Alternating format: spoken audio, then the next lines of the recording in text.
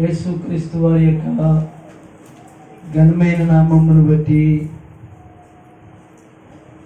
మనందరము ఈ సమయంలో రెండు చేతులు పైకెత్తి ఒకసారి స్తోత్రం చెప్తాము. మరి చక్కటి వర్తమానం అమ్మగారు మంచి లేఖన వాక్యములను తీసుకుని మంచి విషయాలను మనకి అందించారు. కనుక మనం ఎలా ఉండాలి, ఎలా జీవించాలి అనేది వాక్యం నుంచి మాత్రమే మనము నేర్చుకోగలుగుతాం. మన ఇంట్లో వాళ్ళు మనకి నేర్పిస్తారు, మనకి పెద్దలైన వారు నేర్పిస్తారు. అది కొంతవరకు మాత్రమే వింటాము, వినకపోతాం. అయితే దేవుని యొక్క వాక్యం కూడా మనకి దేవుని సేవకురాలు ద్వారా, సేవకుడి ద్వారా దేవుని వాక్యం మనకి నేర్పిస్తుంది. ఎవరైతే ఆ మాటలు శ్రద్ధగా వింటారో, లేక ఆ మాటలను నమ్ముతారో, ఆ మాటలను విశ్వసించి గౌరవిస్తారో, వారు రానున్న ముందు దినాల్లో వాళ్ళు బాగుపడతారు, మంచి దీవెనలు పొందుతారు. కనుక మీరందరూ పురుషులైన వారు, స్త్రీలంటి వారు, పెద్దవారు అందరికీ నేను చెప్పేది ఏంటంటే, యవనస్తులకు చెప్పేది ఏంటంటే, దేవుని మాటను అనుసరించండి. అంటే విన్న తర్వాత దాని ప్రకారంగా చెయ్యండి. కనుక నేను ఒక లేఖన వాక్యాన్ని చూపించాలని నేను అనుకుంటున్నాను. బైబిల్లో ఒకసారి తెలుస్తారా? రాజుల 2వ గ్రంథము. సరే తెలియమ్మా, ఫోన్కి సంబంధించింది. సరే రాజుల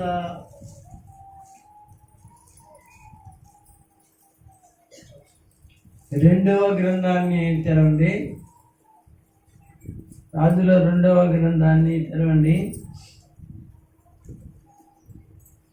2వ అధ్యాయము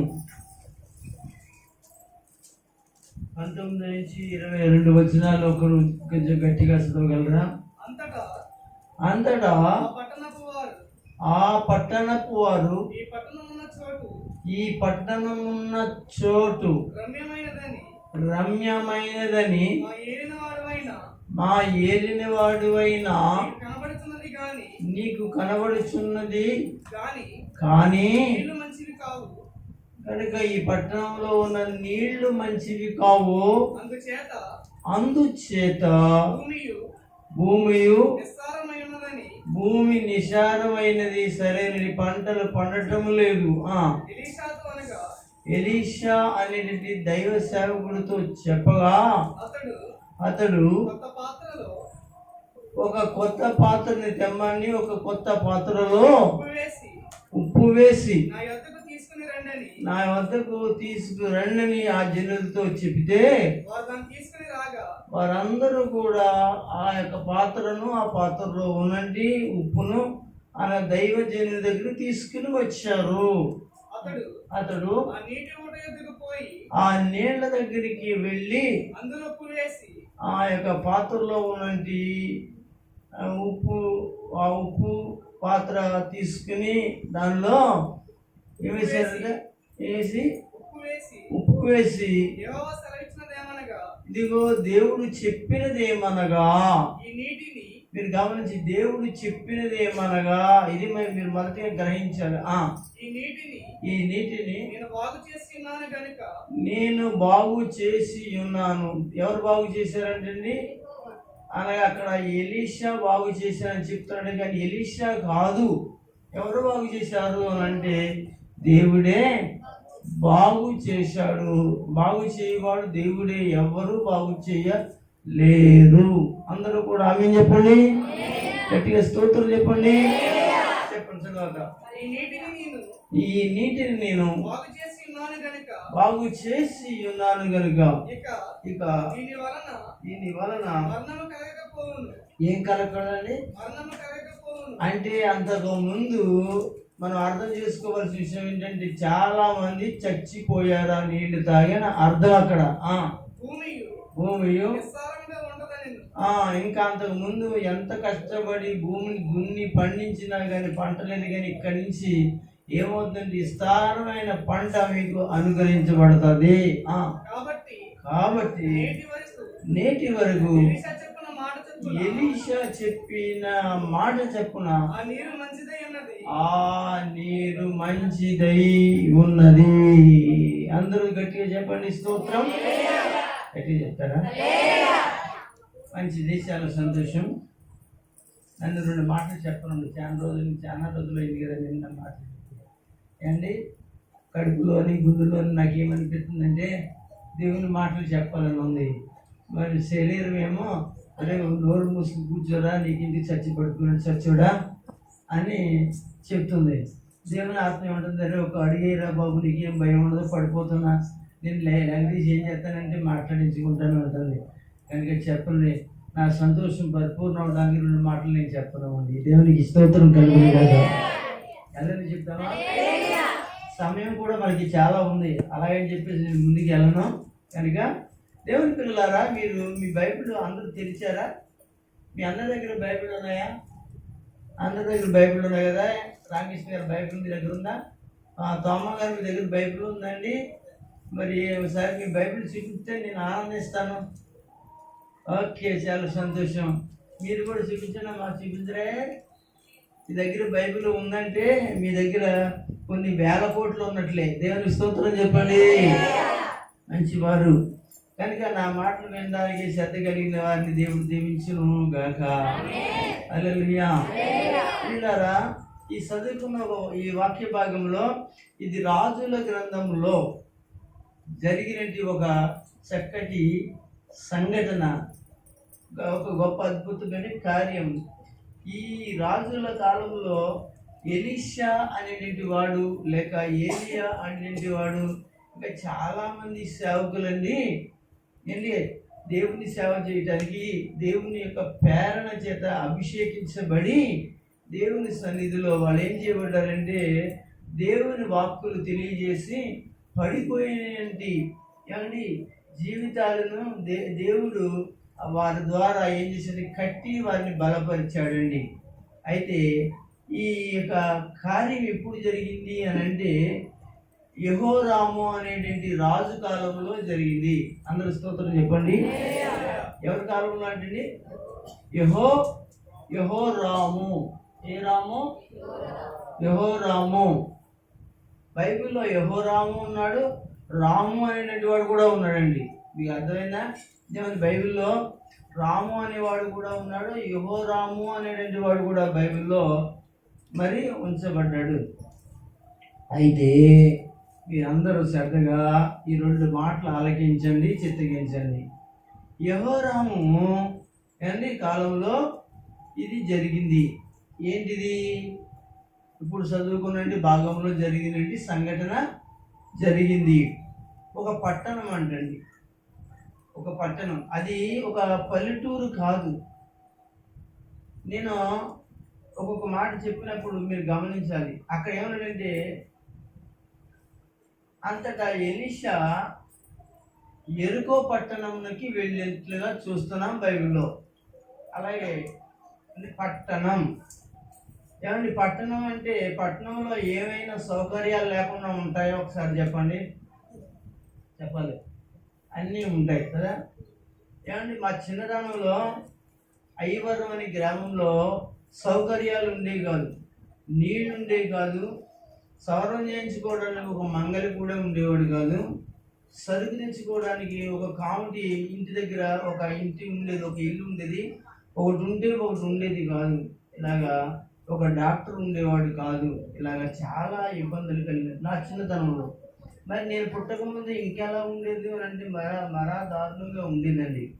అందుకనే మా నాన్నగారు మా అమ్మగారిని తీసుకుని గణపవరం వచ్చేసారు. ఎందుకంటే మా అమ్మగారికి ఒంటి నిండా నాలి కురుపులని వచ్చేసేయండి. నాలి కురుపులు అంటే కురుపుల్లో చాలా రకరకాల కురుపులు ఉంటాయి. ఇది నాలి కురుపు అంటారంట. అది నేను ఎరుగుదును. అంటే ఆ కురుపులోంచి నార వస్తుందండి. నార అంటే చూడండి, తాటి పీస్ లేకుండా చూస్తారా, తాటి పీసులు కొట్టేసి మెత్త కొట్టేస్తే పీసులోంచి సన్నగా దారం కంటే సన్నగా ఉంటుందండి, అది వస్తుంది అనమాట. అది ఆ కురుపులోంచి వస్తుందండి. అప్పుడు చిన్న మరి ఏమంటాం దాని పేరు, చీపురు పుల్ల పట్టుకుని దానికి చుట్టి దాన్ని అలా పెట్టి అలా ఉంచుతామండి. ఇతడికి ఆ కాంచేపుడుకో ఒక రోజుకో అది ఏమవుతుంది, అది వస్తూ ఉంటుంది, దాన్ని చుట్టుతూ ఉంటారు, వస్తూ ఉంటుంది, చుట్టుతూ ఉంటారు, వస్తూ ఉంటారు, చుట్టుతూ ఉంటారు.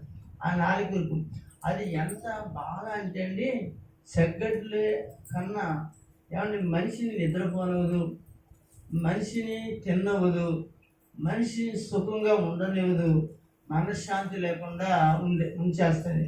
ఈ దాని గురుకులు అప్పుడులో ఉండేవండి, అందరికీ వచ్చేవి. అప్పుడు వైద్యగాలు ఉండేవి కాదు, అప్పుడులో సరైన వైద్యగాలు ఉండేవి కాదు. ఏమైనా రోగాలు వస్తే చచ్చిపోవాలి, లేకపోతే చూపించుకోవడానికి అవకాశం లేక ఆకులు అలవలు లాంటివి ఏమైనా తిని ఒకరు బతికేవాళ్ళు బ్రతకడం, చనిపోయేవాళ్ళు చనిపోవడం జరుగుతూ ఉండేది. అయితే ప్రియమైన దేవుని బిడ్డలారు గమనించండి, అలాంటి కురుపులు మా అమ్మగారికి వచ్చేసి ఒంటి నిండా మచ్చలుగా ఉంటాయి కూడా అండి. కనుక అందుకనే నీళ్లు ఏమైపోయాయంటే సరైనవి కాదు అక్కడ. కనుక అందుకని గర్భారం వచ్చేసిన తర్వాత మా అమ్మగారికి ఆ 4 కురుపులు తగ్గిపోయాయి. మరి ఈ 4 కురుపు గురించి మీకు తెలిసిందంటే నాకు తెలిసి, నేను కళ్ళతో చూశాను ఇది. ఎందుకంటే మా బావగారు, అంటే మా బావగారు తెలుగు చెరలో ఉంటారండి. ఆయన మా ఇంటికి వచ్చారు, అంటే అదే మా అక్కని చేస్తే అక్కడికి వస్తే ఆయనకి ఏమైందంటే నా కురుపు వేసిందండి. ఆ కురుపులోంచి నార రావటం మొదలుపెట్టింది. అదే నార రావటం మొదలెడితే అది వచ్చే వరకు కూడా ఆయన మనశ్శాంతి ఉండేది కదండి. కర్రలతో నడిచేవాడండి, భయంకర బాధ.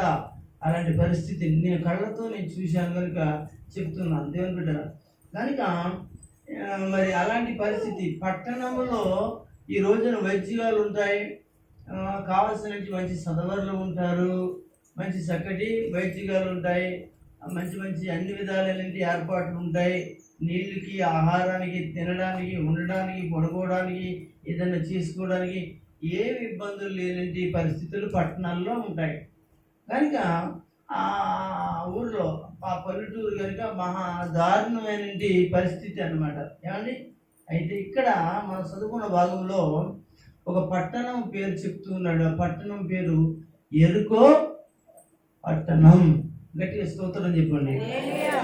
ఎలీషా గారు ఈ పట్టణంలోకి వచ్చారు. అర్థమైందండి. ఇక్కడ తన గురువు గారు అయినది ఏలియా గారు కూడా బేతేలు, ఎరుకో, ఏమండి, యార్దాను, ఇంకా గిల్గాలు అనేటువంటి ప్రాంతాలకి తిరిగి సేవ చేస్తున్న టైంలో ఈయన కూడా వెళుతూ ఉండేవాడు. తన గురువు గారు అయినటువంటి ఏలియా గారు ఏమయ్యారంటే పరమునికి వెళ్ళిపోయారు, పరలోకమునికి వెళ్ళారు. అందరు గట్టిగా స్తోత్రం చెప్పండి. దేవుని బిడ్డలారా, మీకు ఈ సందేశాన్ని, ఏలియా సందేశాన్ని, పరలోకమునికి వెళ్ళిన సందేశాన్ని నేను మరి వీడియో చేశాను. మరి 1-2 వీడియోలు చేశాను అనుకుంటున్నాను. కనుక మన ఛానల్లో ఉంటాయి, మీకు చాలా శ్రద్ధగా ఆలకించి వాళ్ళ గురించి మీకు చాలా వివరంగాను సవివరంగా నేను మాట్లాడడం జరిగింది. సరే, కానీ ఈ పట్టణం ఇక్కడ ఈ పట్టణం గురించి మాట్లాడుతూ అంటున్న మాట, ఆ వచ్చిన ఏంటో ఒకసారి చదువుదాం. చదవండి ఒకసారి. అంతటా ఆ పట్టణపు వారు ఈ పట్టణము ఉన్న చోటు రమ్యమైనదని ఆల్దాం. పట్టణము, ఆ పట్టణం ఎలా ఉందంటే చాలా రమ్యముగా ఉన్నది. మీరు గమనించండి, మీరు కొన్ని పట్టణాలు వెళ్ళినప్పుడు ఎలా కనపడతాయండి? ఆ భవనాలు చూసినా, ఆ కట్టడాలు చూసినా, లేకపోతే ఆ పని విధానం చూసినా చాలా రమ్యముగా, చాలా చూడముచ్చటగా కనపడుతుంది కదా. సింగపూర్ చాలా బాగుంటుందని చెప్తారండి కదా. ఇలా కొన్ని దేశాలలో నేర్పరు కలిగిన కట్టడాలు మనం చూసినప్పుడు మనకి చూడముచ్చటగా ఉంటాయి, చాలా రమ్యంగా ఉంటాయి. అలాగే ఈ యొక్క మరి పట్టణము ఎరుకో పట్టణం అండి. ఈ పట్టణము రమ్యమైనది కానీ చాలా అందంగా కనపడింది. ఏ ఈదులోకి వెళ్ళినా మంచి కొట్టులు ఉన్నాయి, షాపులు ఉన్నాయి, బిల్డింగ్లు ఉన్నాయి, అందమైన కట్టడాలతో నింపబడి పట్టణం. ప్రియులారా, ఆలోచించండి.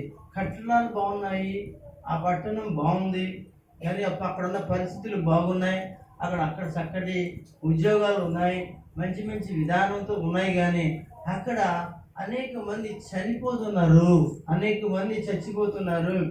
ఏమిటి అంటే ఆ పట్టణంలో నీళ్లు బాగలేదు, ఆ నీళ్లు బాగలేదు. ప్రియులారా గమనించింది, అది పట్టణమే. అయితే ఆ పట్టణంలో మరి సరైనటి మరి విధానం లేదంటారా? అంటే నీళ్లు బాగు చేసేటువంటి విధానం లేదంటారా అని మీరు ఆలోచన చేస్తే, ప్రియులారా అక్కడ మంచి మంచి వీళ్ళు ఉన్నారండి సదవరులు. ఆ నీళ్లను పరిశోధించేవాళ్ళు, మట్టిని పరిశోధించేవారు. అక్కడ ఉన్నటువంటి పరిశోధకులు చాలామంది ఆ పట్టణంలో ఉన్నటువంటి వారు ఎన్నో రకరకాలుగా పరిశీలన చేశారు. దాన్ని అలా ఉట్టిగా వదిలిపెట్టలేదు, దాన్ని పక్కన పెట్టలేదు. ఎందుకంటే ఆ ఊర్లో చావులు వస్తుంటే, చనిపోతుంటే ఎవరు అలా నోరుకు చూరుకుంటారండి? ఊరుకోరు. అక్కడ పెద్ద పెద్ద వ్యక్తులే ఉన్నారు, పెద్ద పెద్ద మరి సదవర్లే ఉన్నారు. అయినప్పటికీ కూడా ఆ నీళ్లు బాగుపడే విధానము కనబడట్లేదు. శివరాగరికి దేవుడు గొప్పవాడు. అందరూ స్తోత్రం చెప్పగలరా? దేవుని బిడ్డలారా, ఆ పట్టణం విషయంలో దేవుడు ఆలోచన చేశాడు. ఏం చేశాడు? దేవుడు ఆలోచన చేశాడు. దేవుని బిడ్డలారా, ఈ మధ్యాహ్న కాలంలో దేవుడు నీ పట్ల కూడా ఆలోచన కలిగి ఉంటాడనే విషయాన్ని నేను చెప్పాలనుకుంటున్నాను. దేవునికి స్తోత్రం. నువ్వు చదువుకున్నావా, లేక దేవుని పని చేస్తున్నావా, వ్యవసాయం చేస్తున్నావా, ఉద్యోగం చేస్తున్నావా, ఆయా ఏళ్ళ దగ్గర నువ్వు పనులు చేసుకుంటున్నావా, లేక ఇంటికాడే ఉండి హౌస్ అనగా గృహం చూసుకుని గృహిణిగా నువ్వు ఉన్నావా? ఎవరైనా కావచ్చు, దేవుడు నీ విషయంలో ఆలోచన చేసేవాడిగా ఉన్నాడు. నీ విషయంలోనే కాదు కానీ నా విషయంలో కూడా ఆయన ఆలోచన చేసిన వాడిగా ఉన్నాడు. కనుక ఎవరి ఆలోచనలైనా కానీ ఫెయిల్ అవ్వచ్చేమో, కానీ దేవుని ఆలోచనలు మాత్రం ఫెయిల్ అవ్వు. కనుక దేవుని ఫెయిల్ అయింది అంటే మనము ఆయన పట్ల మనం సరైన విధానంగా లేవనే విషయాన్ని మనం గుర్తించాలి. మరి దేవుని బిడ్డలారా, లేకపోతే ఆయన చిత్తం బట్టి ఒకవేళ ఒక్కొక్కసారి ఫెయిల్ అయ్యే అవకాశం ఉంటుంది. అది ఆయన చిత్తం కాదేమో. అలాంటప్పుడు కూడా మరి అవకాశాలు మనకి లేకపోవచ్చు. అయినా మనం ఏమనాలంటే షడ్రక్ మెషక్ అభివృద్ధి అన్నట్లుగానే ఏమనాలి, మా దేవుడు చేయగలడు, సమర్థుడు. కనుక ఆయన అద్భుతాలు చేస్తాడు, ఆశ్చర్యాలు చేస్తాడు, మహత్యాలు చేస్తాడు, గొప్ప కార్యాలు చేస్తాడు. కనుక మేము ఇదిగో మా దేవుడు చేసే కార్యాలు మేము నమ్ముతాం, వెనక తిరగము అన్నట్లుగా షడ్రక్ మెషకులు చెప్పినట్లుగా మనం మాట్లాడాలి. మనము ఏం చేయాలి? ఆలోచించాలి, అలాగే వెళ్ళాలి. కనుక ఒకవేళ అది మన పట్ల జరగలేదు అనుకోండి, ఇది ఆయన చిత్తమేమో, ఇది జరగట్లేదు అని మనం అనుకోవాలి తప్ప మనము ఏమండి దేవుని మీద ఒక నెపన కానీ ఒక ఇబ్బందికరమైన మాటలు కానీ మనము వేయకూడదు. దేవుని వారలారా, మీరు గమనించవలసిన విషయం ఏంటంటే ఈ పట్టణమును గురించి దేవుడు ఆలోచన చేశాడు. నాకు అమ్మగారు కీర్తన గ్రంథంలో 33వ కీర్తన 17వ వచనంలో 11వ వచనం 17వ వచనమా ఒకసారి చదవండి. ఒక వచనాన్ని చదివించారు. ఆయన ఆలోచన అని ప్రారంభించారు. అమ్మ రిఫరెన్స్ చెప్పండి, బాగుంటుంది కదా చెప్పండి. చెప్తే 33వ అధ్యాయం కాదమ్మా, 33వ కీర్తన. దేవుని స్తోత్రం. అసలు ఆయన చూడండి ఏమనాలి, 30 అధ్యాయాలు వేరు ఏమండి, అది కీర్తన గ్రంథం. దాని కీర్తన గ్రంథం రాసేటప్పుడు దాన్ని ఏమని చెప్పాలి? 31వ కీర్తన, 33వ కీర్తన, 40వ కీర్తన, 45వ కీర్తన అని చెప్పాలి. ఉన్న పుస్తకాలలో అధ్యాయాలు అని రాయబడినప్పుడు ఏమన్నట్టు అధ్యాయము అని చెప్పాలి. 1వ అధ్యాయం, 1వ అధ్యాయం, 2వ అధ్యాయము, 3వ అధ్యాయం నుండి ఉచ్చారణలు మనము తీసుకురావాలి. ఇక్కడ 33వ కీర్తన ఏంటంటే 11వ వచనంలో చదువుదామా? యెహోవా ఆలోచన. అందరూ స్తోత్రం చెప్పండి. ఎంత కూర్చున్న వాళ్ళకి తలపై మైక్ ఇస్తారా, నాకు బాగా అనిపిస్తుంది కనబడట్లేదు మంచివారు. ఎవరి ఆలోచన అవి ఇక్కడ ఎదురు కూర్చున్న వారు, నీ ఆలోచన నా ఆలోచన వేరు. ఏమండి, నా ఆలోచన నాకు బాగుపడాలని ఉంటుంది, మీ ఆలోచన అనగా మీరు బాగుపడాలని ఉంటుంది. కొన్ని ఆలోచనలు మనకి ఎలా ఉంటాయంటే మనకి ఆ కార్యాలు జరగాలనేది ఆలోచన ఉంటాయి. కానీ మనము దేవుని ఆలోచనకి అప్పగించుకున్నాం అనుకోండి, మనము ధన్యులం. అందరు స్తోత్రం చెప్పండి. ధన్యము, ఎంతో ధన్యము యేసయ్యను కలిగిన జీవితము. ధన్యము, ఎంతో ధన్యము యేసయ్యను కలిగిన జీవితము. పడని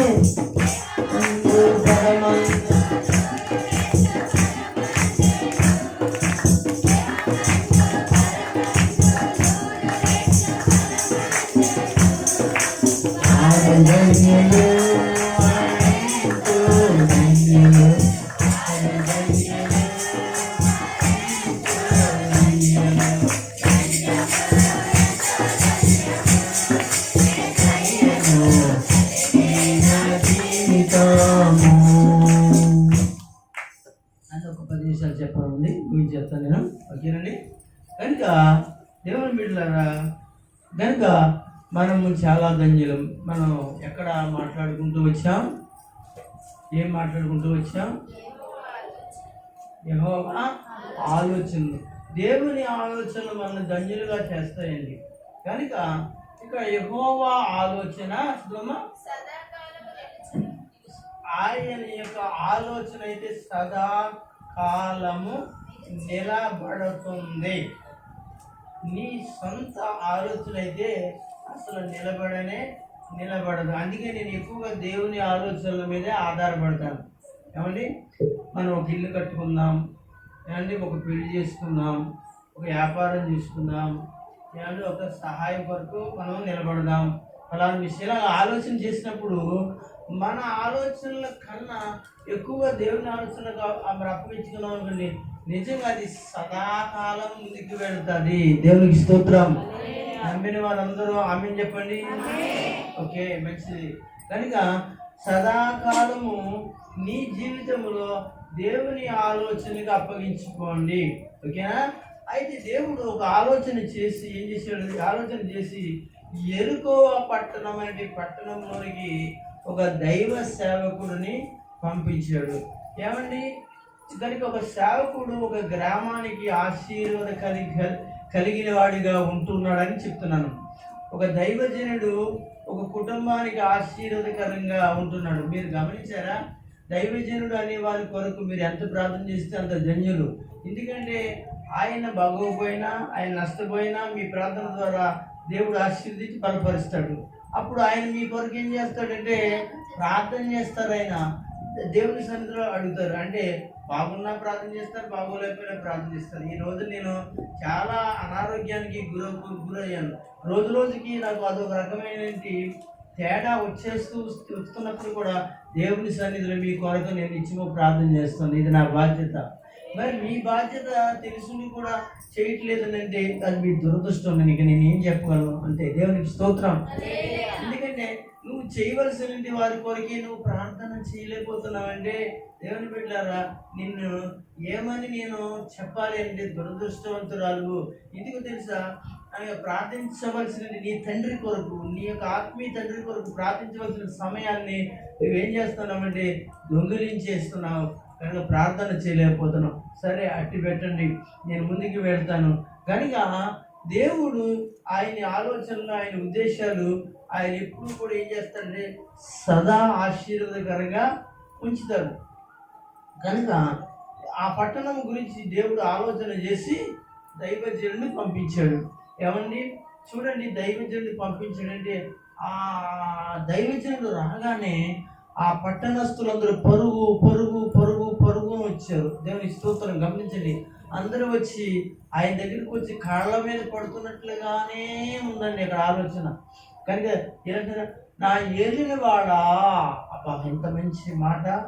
ఈరోజు నేను చెప్పేది ఏంటంటే ఈ సేవకుడు మరి మరి అలాంటి ఉద్దేశము పట్టణం కోసం, మరి సంఘస్థుల కోసం, సంఘంలో ఉన్నటువంటి వారి యొక్క పిల్లల కొరకు అనగా భారం కలిగి ఉంటాడనే విషయాన్ని మీరు మర్చిపోకూడదని మీకు నేను ప్రేమతో విన్నవించుకుంటున్నాను దేవుని బిడ్డలారా. కనుక ఇక్కడ దేవుడు ఆలోచన సేవకుని పంపితే అక్కడ ప్రజలందరూ వచ్చి, నా ఏలినవాడ, నీకు తెలుసు ఈ పట్టణము చాలా రమ్యమైనది, ధనము, ధాన్యము, వస్త్రము, కనుక ఫలానా ఫలానా అని దేవుంది అంతా కూడా చాలా రమ్యముగా ఉంది, ఏమి కొదుకులేదు. అయితే ఈ యొక్క పట్టణంలో మరి చాలా మంది చనిపోతున్నారు, నీళ్లు తాగి చనిపోతుంది, విషంగా మారిపోయాయి. అంతేకాకుండా భూమి కూడా ఆ విషయానికి పంటలు పండుతలేదు. అనగా ఒలివ చెట్లు, ద్రాక్ష చెట్లు, అనగా దానిమ్మ చెట్లు, గోధుమ పంటలు, ఇలాంటి పంటలన్నీ కూడా నాశనం అయిపోతున్నాయండి అయ్యగారు. కనుక వీటి విషయంలో కనుక దేవుడిని వేడుకోండి అని చెప్పడం జరిగింది. అందరూ స్తోత్రం చెప్పండి. దేవుని పిల్లలారా, అప్పుడు ఎలీషా చెప్పిన మాట ఏంటంటే, మీరు ఒక కొత్త పాత్ర తీసుకురండి. ఆ కొత్త పాత్ర తీసుకుని వచ్చి ఆ పాత్రలో ఉప్పు వేసుకుని నా దగ్గరికి తీసుకురండి అని చెప్పిన విషయాన్ని అక్కడ మనం చదువుకుంటాం. ప్రియమైన వాళ్ళరా, అక్కడ ఒక పాత్ర తీసుకొచ్చాడు. పాత్ర మీరు మర్చిపోకండి. కానీ యేసు ప్రభు వారు పాత్రల గురించి మాట్లాడినప్పుడు ఒక మాట చెప్పారు, మీకు తెలుసా? శాస్త్రులైన శాస్త్రులారా, మీ గిన్నె లేక మీ పాత్రలను ఎలుపట తోలుతారు కానీ లోపల తోమట లేదని చెప్పండి. బయట మాత్రం చాలా తెల్లగా ఏంటండి సరపెట్టి సబ్బెట్టి ఏమంటాం దాన్ని అలా చింతపండు ఎట్టి తలలాడినట్లుగా పాత్రలను అనగా పైన పాముతున్నారు కానీ లోపల అజేంద్రముతోనూ ఏంటంటే కంపుతోనూ రకరకాల మరి దుర్దేశములతోనూ ఉన్నట్లుగా ఆ యొక్క పాత్ర ఉంది అని ఆయన చెప్తాడు. అంటే ఇక్కడ పాత్ర అంటే మీరు గమనించాలి, ఎవరంటే పాత్ర అంటే మీరే. అందరు గట్టి స్తోత్రం చెప్పండి. పాత్ర అంటే ఎవరు? మీరే, నేనే. కనుక భాషమ్మ గారే. కనుక ఎవరైతే క్రైస్తవులైన వాళ్ళు ఉన్నారో పాత్ర ఉన్నవాళ్ళు, కనుక ఈ పాత్రలు ఎలా ఉండాలంటే చాలా మంచి పాత్రలుగా ఉండాలి, తెల్లని పాత్రలుగా ఉండాలి, చక్కటి పాత్రలుగా ఉండాలి, దేవుడు కోరుకున్న పాత్రగా ఉండాలి. దేవునికి స్తోత్రం. కనుక దేవుని పిల్లనా, నువ్వు ఏ పాత్ర అయినా పర్వాలేదు, కానీ ఆ పాత్ర దేవుని కొరకు వాడబడుతుందా, శుభ్రం చేయబడుతుందా? పౌలు గారు పత్రికలో రాస్తూ అంటాడు, పాత్రల గురించి మాట్లాడుతూ, మట్టి పాత్ర, చెక్క పాత్ర, ఇంకా అనగా మరి బంగారపు పాత్ర, ఎండి పాత్ర, శివండి పాత్ర, ఇలా అనేక పాత్రల గురించి మాట్లాడుతూ ఉన్నాడు. అయితే ఈ పాత్రలన్నీ కూడా ఎలాగ ఉపయోగపడుతున్నాయి, ఘనం కొరకు ఉపయోగపడుతున్నాయా అనేది విషయాన్ని గురించి మాట్లాడుతూ ఉన్నప్పుడు, అయితే ఆ పాత్ర గురించి మాట్లాడుతూ కొన్ని ఘనముగా ఉపయోగపడుతున్నాయి, కొన్ని ఘనహీనంగా వాడబడుతున్నాయి.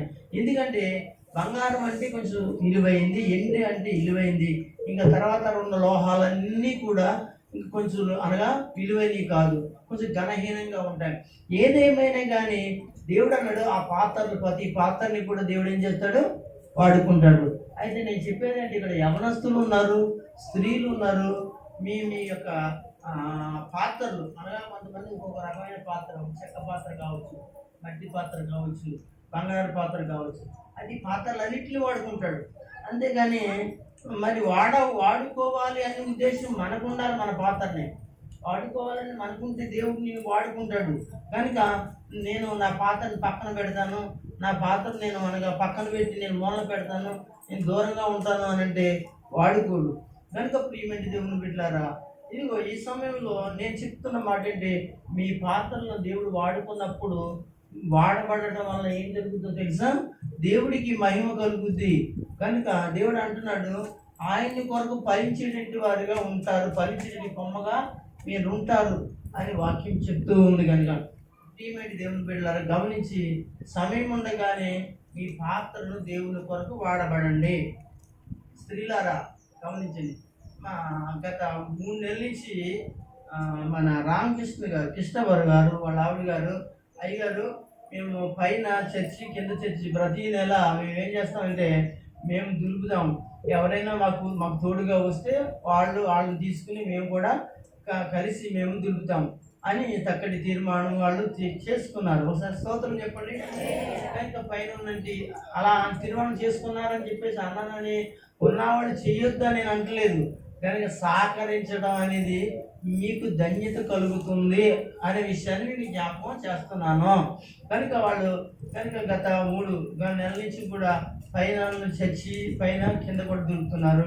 కానీ ఇలాగా ఎవరికి వాళ్ళే తీర్మానం చేసుకుని, అయ్యా నేను ఇది చేస్తాను, నేను నా పని ఇది చేస్తాను, నేను ఇది చేస్తాను, పొద్దున్న ఇది చేస్తాను, ఇలా చేస్తాను, అలా చేస్తాను. దేవుని యొక్క సన్నిధిలో మీ పాత్ర దేవుని కొరకు ఏం చేయాలో తెలుసా? వాడుకోవడానికి ఇష్టపడండి అని ప్రేమతో నేను మనం చేస్తూ నా ప్రేమటి వాళ్ళ మీ పాత్రలను పక్కన పెట్టేయండి. పాత్రలు పక్కన పెడితే ఏమవుతుందని? మూటగట్టిన పాత్రలను పెట్టండి. అది స్టీల్ పాత్రలైనా ఏ పాత్రలైనా తుప్పట్టేస్తాయి, పాడైపోతాయి. తర్వాత అట్లా ఏం చేయాలి అనగా సగం రేటు కన్నా అమ్మేయాలి, లేదంటే దూరంగా పాడేయాలి. అది ఏదైనా ప్రయోజనం, అది నిష్ప్రయోజనం కదా. కనుక పాత్రను ఉపయోగపడుతుంటే పాత్ర ఏమవుతుందని ఇంకా చక్కగా మరి అందంగా తయారవుతుందని ప్రేమతో మీకు నేను తెలియజేస్తూ ఉన్నాను ప్రియులారా. కనుక దేవుని వారలారా మీరు గమనించండి, యేసుక్రీస్తులో మీ పాత్రలు, ఆడవాళ్ళు పాత్రలు నాకెందుకని అనుకోకూడదు. మన చర్చి పనులు ఎన్నో ఉన్నాయండి.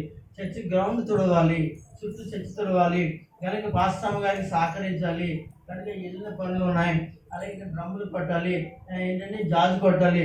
ఆ జాజు కొట్టకముందే దాన్ని శుభ్రం చేయాలి, తుడుచుకోవాలి. దాని మీద కూర్చుంటే మరి ఎవరు తుడతాడు? నీ బాధ్యత లేదా? ఏమండి నువ్వు తినేంటి కంచాన్ని నువ్వు కడుక్కోకుండా ఉన్నదన్నట్లుగా తెచ్చి పెట్టి తినేసినట్లుగా చేయకూడదు. దేవుని యొక్క పనిముట్లు కొట్టేవాళ్ళు, చేసేవాళ్ళు చక్కగా ఏం చేయాలి? శుభ్రంగా తుడుచుకొని రెడీ చేసుకోవాలి, చెందుకోవాలి, ముందుగానే చేయాలి. ప్రతిదీ కూడా లేదు కనుక సోదరుడు చేయట్లేదు కనుక మరి ఉన్నవాళ్ళు ఉంటారు కొంతమంది, సరే అది బాగోలేదు కదా అన్న శుభ్రం అన్న పక్కన ఉన్నవాళ్ళని దాన్ని అట్లని శుభ్రం చేయాలి. ఎవరైనా కానీ దేవుని పాత్రలను శుభ్రం చేయాలి, దేవుని పాత్రలను చక్కగా దేవుని కొరకు ఉపయోగపడినట్లు వాటిని చేయడానికి మనం ఉపయోగపడాలని ప్రేమతో మీకు తెలియజేస్తున్నాను. ఇక్కడ ఎన్నో పనిముట్లు ఉన్నాయి, ఎన్నో ఉన్నాయి. రేపొద్దున ఇంకా మనం ప్యాడ్ తీసుకోవాలి, ఇంకేయో ఉన్నాయి. పైనేమో పైకి వెళ్ళాలి. పైకి వెళ్ళిన తర్వాత అక్కడ ఇలాంటి చిన్న ప్లేస్ కాదు, కుర్చీలు ఎన్నో పడతాయి. తర్వాత ఏమో అనగా బరకాలు నుంచి ఏం బరకాలు ఇవి ఏమంటాయి అండి, ఆ మ్యాట్లు లాంటివి కొనుక్కోవాలి. ఇంకా ఒకటి కాదు ఎన్నో ఉంటాయి. ఒక్కడి వల్ల అవుతుంది అంటారా? కనుక నలుగురు వచ్చి 4 విధాలుగా చేశారనుకోండి, మైకులు పెట్టేవాళ్ళు మైకులు పెడతారు, డ్రమ్ములు చదువుకుంటారు, కుర్చీలు చదువుకునే వాళ్ళు కుర్చీలు చదువుకుంటారు, మ్యాట్లు వేసేవాళ్ళు మ్యాట్లు వేస్తారు, తుడిచేవాళ్ళు తుడుస్తారు, నీళ్ళు ఇచ్చేవాళ్ళు నీళ్ళు తెస్తారు. ఇలా ఏం చెప్పలేను, అన్ని పనులు ఉంటుండగా యవన పిల్లలు ఏం చేస్తున్నారో తెలుసండి, ఆ టయానికి ప్రార్థనకు వస్తున్నారంటే నాకు చాలా బాధకరంగా ఉంటుంది. నేను ఒక్కసారి చాలా ఆలోచిస్తాను. నేను ఎంత నేర్పించాను, ఏంటి వీళ్ళు ఇలాగే చేస్తున్నారు. ఆడవాళ్ళలో కూడా పిల్లలు చాలామంది ఉన్నారు, వాళ్ళు కూడా చేయొచ్చు. ఇంటికాడ తొందరగా కొన్ని పనులు చేసుకుని అయ్యో చర్చి పనులు మనకు ఉంటాయి కదా, పెందలకాడ వెళ్ళి అవన్నీ చేద్దామని చెప్పేసి ఆడవాళ్ళు కూడా ఉండాలని నేను తెలియజేస్తున్నాను. ఇప్పుడంటే ఏదో మరి ఇక్కడ కింద ఉన్నాయి కదా, పైన అయితే మనకి చాలా ఎక్కువ పని జరుగుతూ ఉంటుంది. రేపు ఇంకా మనకి జనాలు ఎక్కువ జనం వచ్చేటువంటి అవకాశాలు మనకి ఎక్కువ ఉన్నాయి. అందరూ సామెత చెప్పండి, దేవునికి స్తోత్రం చెప్తారా? అలాగే చెప్పండి. కనుక దేవుడు మిమ్మల్ని వాడుకుంటలేదు అనకూడదండి. కనుక ఏ పాత్ర అయినా, అది ఘనమైన పాత్ర అయినా ఘనహీనమైన పాత్ర అయినా, అది మట్టి పాత్ర, ఏ పాత్రనైనా కానీ ఎలాంటి పాత్రనైనా వాడుకుంటాను. నేనున్నాను ప్రస్తుతానికి, నా కాళ్ళు పని చేయట్లేదు, చేతులు పని చేయట్లేదు, ప్రస్తుతానికి నా తలకాయ కూడా పని చేయట్లేదు. దేవుని స్తోత్రం కలుగును గాక. హల్లెలూయా. కనుక దేవుని బిడ్డలారా, అయితే ఇలాంటి పరిస్థితులలో నేను దేవుని యొక్క పనిని ఈ బలహీనతలో నేను చేస్తున్నానంటే మీరు నిజంగా గర్వించి ఏం చేయాలో తెలిసే, నాకంటే ఎక్కువ నా వెనకాలని పరిచర్య, దేవుని సేవ ఎంతగానో చేయాలి. కనుక దేవుని బిడ్డలారా, ఎందుకో మరి మీరు అలాగ వెనక్కి వెళ్ళిపోతున్నారు. దేవుని బిడ్డలారా గమనించి, మా సేవకుడు ఇంత పరిస్థితుల్లో ఉండి కూడా దేవుని పని మీద ఇంత ఆసక్తిగా ఉన్నాడు. ఇంతగా దేవుని సన్నిధిలో ఆయన ఏం చేస్తున్నాడంటే అనగా ముందుకు వెళుతున్నాడు. కనుక ఆయనతో మేము ఉండాలి, నడుము కట్టాలి. పాస్టర్ గారు మేము ఉన్నామండి, ధైర్యంగా ఉండండి అని ఒక్క యవనస్తుల పిల్లలు ఎప్పుడైనా ఏ సమయానైనా నన్ను ఎన్ని తట్టి మాట్లాడతారేమో అని ఎన్నోసార్లు నేను పడిన తర్వాత నేను అనుకోలేదు. ఒకసారి 2 సార్లు మాత్రం నేను అదే పడినప్పుడు ప్రకాష్, నా దగ్గర ప్రకాష్ కానీ తోమ ఇలా కొంతమంది ఉన్న పిల్లలు ఉన్నారండి దగ్గర. పడినప్పుడు నేను ఇబ్బంది పడుతున్నప్పుడు ధైర్యంగా ఉండండి, మీరు భయపడకండి, మేము అన్నీ మేము చూసుకుంటాం అనే మాటలు అన్నారు, కాదనట్లేదు. కానీ మీరు నన్ను ఇంకా ఏం చేయాలంటే ఉత్సాహపరచడానికి, ఇంకా నన్ను బలం తెచ్చుకునే, మేము ఉన్నామండి, మీకు భయం లేదు, దేవుడు ఉన్నాడండి, భయం లేదు అనేటువంటి పరిస్థితులు కనిపించట్లేదు అనే విషయాన్ని మీకు నేను జ్ఞాపకం చేస్తున్నాను. కనుక దయచేసి దేవుని వారులారా మీరు గమనించండి. ఇదిగో నేను ముగిస్తూ ఉన్నాను. అక్కడ ఆ పట్టణంలో ఏముందంటే నీళ్లు విషయంగా మారినాయి, బలహీనంగా ఉన్నాయి, చాలామంది పరిస్థితులు మారాయి. కనుక ఆ సమయంలో దైవజనుడు ఆ యొక్క గ్రామానికి రావటం జరిగింది. నేను గమనించింది, ఏ పట్టణంలో దైవజనుడు ఉంటాడో, ఏ ఇంటిలో దైవజనుడు ఉంటాడో, ఏ యొక్క సంఘంలో దైవ సేవకుడు ఉంటాడో, దైవ సేవకురాలు ఉంటారో, వారు బట్టి మీకు ఏమవుతుందో తెలుసా, ఆశీర్వాదం కలుగుతుందని ఈ వాక్యం మనకి నేర్పిస్తుంది. దైవజనుడు రాగానే అనగా పట్టణస్థులందరూ వచ్చి అడిగి బతుకులాడారండి. కనుక దేవుని బిడ్డారా, అవును, సంఘస్థులు కూడా దేవుని ఎదుట అనగా మనం బతుకులాడుకుని దేవుని కార్యాలను పొందుకోవడానికి ప్రభువుని బతుకులాడుకోవాలని మనం చేస్తూ ఉన్నాను. ప్రియమైన వాళ్ళరా, మీరు గమనించండి. ఈరోజు నేను చెప్పే మాటలు నేను ముగిస్తున్నప్పుడు మీరు ఖచ్చితంగా ఏం చేయాలంటే, మీరు కొత్త పాత్రలు అయి ఉండి, మీ పాత్రలో ఏముండాలో తెలుసా, ఉప్పు అయి ఉండాలి. దేవునికి స్తోత్రం కలుగునుగాక. ఉప్పు అనేదండి చెడిపోకుండా ఉండడానికి అనగా కాపాడుతూ ఉంది. అలాగే ఆ ఉప్పు అనేది మీలో ఉంటే, ఆ పాత్ర కొత్త పాత్ర ఉంటే మీరు అనేక మందికి జీవితాలు, మీ పాత్ర చెడిపోదు, మీరు చెడిపోరు అనగా మీతో ఉన్నవారు కూడా చెడిపోరు, మంచిగా ఉంటారు, మంచి జీవితాలు జీవిస్తారు. కనుక దేవుని బిడ్డలారా, ఇక్కడ ఆ పట్టణంలో ఆ నీళ్ళ దగ్గరికి వెళ్ళి ఆ పాత్రలో ఉన్న ఉప్పును ఆ నీళ్లు వేయగా దేవుడు ఎలీషా ద్వారా ఆ యొక్క పట్టణంలో ఉన్నట్టు ఆ నీళ్లను మధురంగా దేవుడు మార్చాడు. ఆమేన్ చెప్పండి. హల్లెలూయా. అంటే నీ జీవితంలో నీ పాత్ర కొత్తదయ్యింది, నీ జీవితం కొత్తదయ్యింది, నీ పరిస్థితి కొత్తదయ్యింది. కనుక ఉప్పు అనేటువంటి తెల్ల కణము అంటే తెలుగు పరిశుద్ధత, ఉప్పు దాని పరిశుద్ధత. అంతేకాకుండా ఉప్పు అనేక విధములుగా మనకి ఆరోగ్యకరంగాను చెడిపోకుండా ఉండడానికి ఉపయోగపడుతుంది. కనుక అలాంటి పరిస్థితులు మనం తెచ్చుకోవాలనే విషయాన్ని ఈ వాక్యం మనం నేర్పిస్తుండగా మీరు నేర్చుకుని యేసుక్రీస్తులో ఎదిగి ఫలించాలని తెలియజేస్తూ, అమ్మగారు కూడా చెప్పినట్టు వాక్యమును కూడా మీరు ఎంతగానో మీ జీవితంలో ఆశ్చర్యకరంగా, నేను ఆ వాక్యం వింటున్నప్పుడు చాలా ఆశ్చర్యకరమైన మాటలు అమ్మగారు మాట్లాడుతున్నట్లు నేను చాలా గమనించాను. ఆ మాటలు దీవునికరంగా నాకు మరి అనిపించి ఉన్నాయి. కనుక మీకు కూడా మరి దీవునికరంగా ఉన్నాయని తెలియజేస్తూ, నేను కూడా చిన్న విషయాలు మీకు మీ ముందు ఉంచిన మాటలను మీ జీవితంలో మీరు అనగా ఉంచుకోండి, ఫలించండి, ఆశీర్వాదాలు పొందండి. కనుక మీరు కొత్త పాత్రలుగా తయారవ్వండి. కనుక ఆ పాత్రలో మీరు ఉప్పేసినట్లుగా ఉండండి. దేవుని సన్నిధిలో ఆశీర్వాదకరమైన జీవితాలు జీవించండి. దేవుడు ఈ మాటలు మన అందరి ఎన్నికలలో ఆశీర్వాదములు కృపలను ప్రభు ఇచ్చును గాక. ఆమేన్.